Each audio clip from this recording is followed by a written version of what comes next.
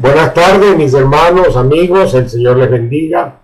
Hoy seguimos revisando la selección de salmos que hemos estado viendo y hoy nos corresponde estudiar un salmo mesiánico.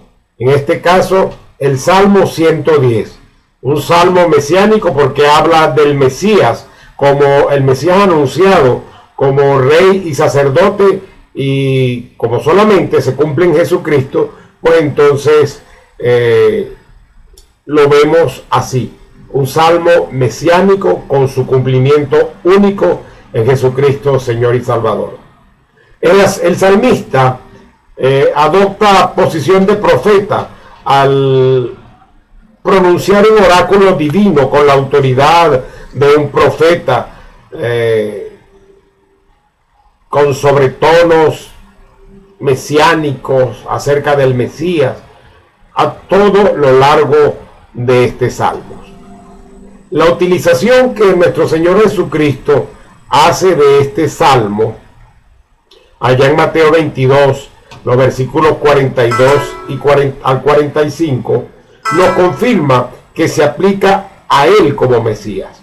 Pero además de Él, los propios apóstoles hicieron la aplicación de este salmo a Jesucristo como Mesías, allá en Hechos 2, 34 al 35, que dice: sepa pues con certidumbre toda la casa de Israel, que a este mismo Jesús, a quien vosotros crucificasteis, Dios le ha hecho Señor y Cristo. Otros textos ya escritos por el apóstol Pablo, como Efesios 1, 20 al 22, o Filipenses 2, 9 al 11, o Hebreos 10, 12 al 13, no dejan duda del carácter profético del Salmo, que solamente se aplica a Jesucristo. Este Salmo celebra la exaltación de Cristo al trono de su reino eterno y su reino creciente, y al perpetuo sacerdocio, ya anunciado, por ejemplo, o anunciado luego por el profeta Zacarías, allá en el capítulo 6, versículo 13, donde nos dice: Él edificará el templo de Jehová, tendrá gloria, se sentará en su trono y gobernará. Habrá un sacerdote junto a su trono y habrá consejo de paz entre ambos. Reino y sacerdocio eterno, se nos habla acá, que envuelve el sometimiento de sus enemigos y la multiplicación de los súbditos del Señor, un hecho infaliblemente seguro, anunciado y protegido de esa manera por la palabra de Dios y por el juramento de Dios Todopoderoso. La exaltación de Cristo, esto de el sentarse a la diestra de Dios, es mencionado con frecuencia en el Nuevo Testamento. Mateo 26, 64, Hebreos 1, 3, Hebreos 8, 1, Hebreos 12, 22, Primera de Pedro 3, 22. Si bien este salmo tuvo su cumplimiento en Jesucristo, pero también era un patrón para recordarle al gobernante el ideal que se esperaba que tuviera, que se concretara en él. Este salmo tiene dos secciones principales. La primera, que nos habla acerca de la autoridad del rey mesiánico, y la segunda, el poder victorioso del sacerdote real. La primera parte, los versículos 1 al 3, la autoridad del Mesías como rey y como sacerdote. El versículo 1 nos dice: Jehová dijo. Esta es una fórmula usada en las declaraciones proféticas. Todo profeta dijo: Jehová dijo. No dice: yo digo que. Jehová dice. Jehová dijo a mi Señor. Se ordena al rey mesiánico ocupar la posición del máximo honor. Siéntate a mi diestra. Jehová dijo a mi Señor: siéntate a mi diestra. Posición de más alta autoridad. Hebreos 1:3. Él es el resplandor de su gloria, Jesucristo, y la expresión exacta de su naturaleza, quien sustenta todas las cosas con la palabra de su poder. Y cuando había hecho la purificación de nuestros pecados, se sentó a la diestra de su majestad en las alturas. Fue hecho tanto superior a los ángeles, así como el nombre que ha heredado es más excelente que el de ellos, Señor y Salvador.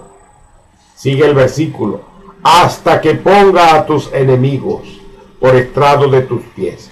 A Cristo se entrega todo dominio sobre sus enemigos y se le entrega el poder supremo para juzgarlo. En Mateo 28, 18, cuando Él nos da la comisión de hacer discípulos, Él dice: toda potestad me es dada en los cielos y en la tierra. Todo poder, todo dominio, toda autoridad es de Jesucristo, y ya venía anunciado desde los Salmos, hasta que cumpla la derrota total de sus enemigos, hasta que ponga a tus enemigos por estrado de tus pies, por alfombra de tus pies. Una expresión derivada de la costumbre de los conquistadores orientales, que significa sumisión completa. El versículo 2 nos dice: enviará Jehová desde Sión el cetro de tu poder, la vara de la fortaleza y la corrección, por la que se hará notoria su fuerza, su palabra de verdad, según Isaías 2, 3, 11, 4, que convierte a unos y confunde a otros. Segunda Tesalonicenses, el capítulo 2, el versículo 8 nos dice: y entonces será manifestado aquel inicuo, a quien el Señor Jesús matará con el soplo de su boca y destruirá con el resplandor de su venida. Gobierno centrado en Sión. La palabra Sión se usa para referirse tanto a Jerusalén, a la Nueva Jerusalén y al pueblo de Dios. En Hebreos 12:22, más bien os habéis acercado al monte de Sión, a la ciudad del Dios vivo, a la Jerusalén celestial, a la reunión de miríadas de ángeles. Centrado en la Jerusalén celestial y destinado a expandirse por la acción del Señor, ese gobierno que Él tiene, y se impondrá entonces sobre todos sus enemigos. Versículo 3: en el día de tu poder, tu pueblo te ofrecerá voluntariamente.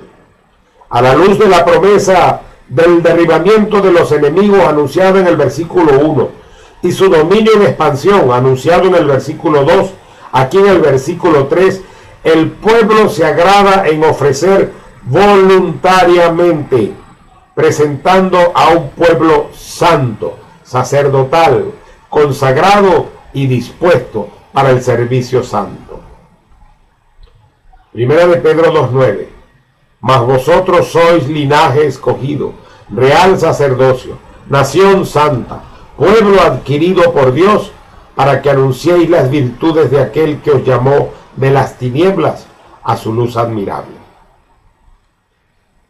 El pueblo, su pueblo, libremente se ofrece voluntariamente.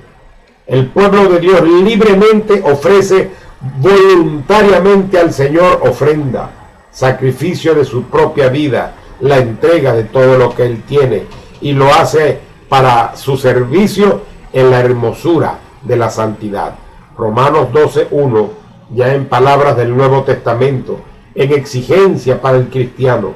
Así que, hermanos, os ruego por las misericordias de Dios que presentéis vuestros cuerpos en sacrificio vivo, santo y agradable a Dios, que es vuestro culto racional. El Mesías, dirigiendo a su pueblo, se representa de continuo en el vigor de la juventud, refrescada y fortalecida además por el rocío matutino de la gracia y el Espíritu de Dios. La segunda parte del Salmo, los versículos 4 al 7, nos habla del poder victorioso del real sacerdote. Versículo 4: el sacerdocio perpetuo es declarado por el juramento de Dios al oficio del rey Mesías, según el orden de Melquisedec. ¿Quién era Melquisedec?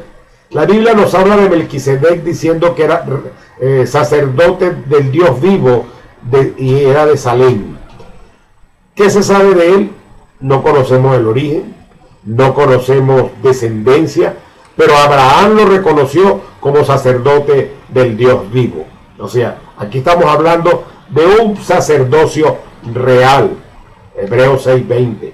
Carente de descendencia y sucesión sacerdotal superior al orden del sacerdocio de Aarón o levítico, porque los sacerdotes en el Antiguo Testamento eran los descendientes de Aarón, hermano de Moisés, y Jesucristo era de la tribu de Judá.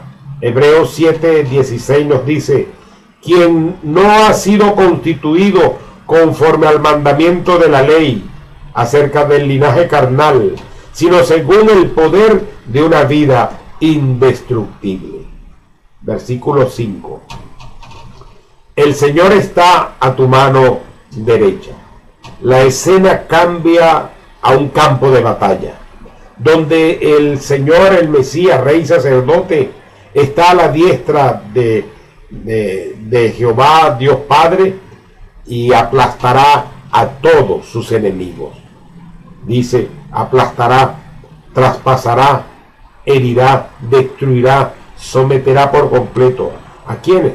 A los reyes, a los jerarcas, con todos sus súbditos. ¿Cuándo? El día de su ira. Día anunciado desde los salmos, día anunciado por profetas, día en el cual la ira de Dios se derrama, pero hay cosas que se hacen o que se puede hacer para que la persona se proteja.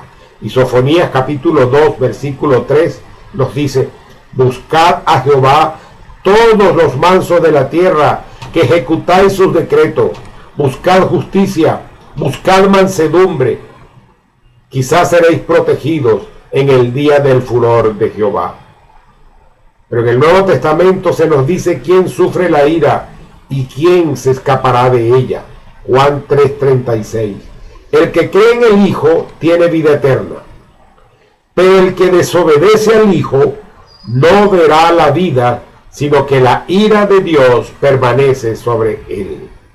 Un evento apocalíptico. Esto de la ira de Dios es un evento apocalíptico, evento de finales de mundo.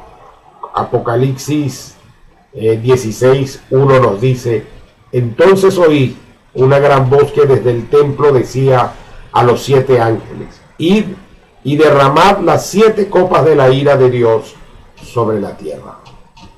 Versículo 6.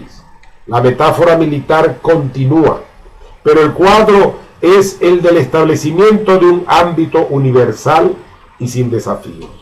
Isaías 9:7 nos dice, refiriéndose al Mesías: lo dilatado de su imperio y la paz no tendrán fin sobre el trono de David y sobre su reino, para afirmarlo y fortalecerlo con derecho y con justicia, desde ahora y para siempre.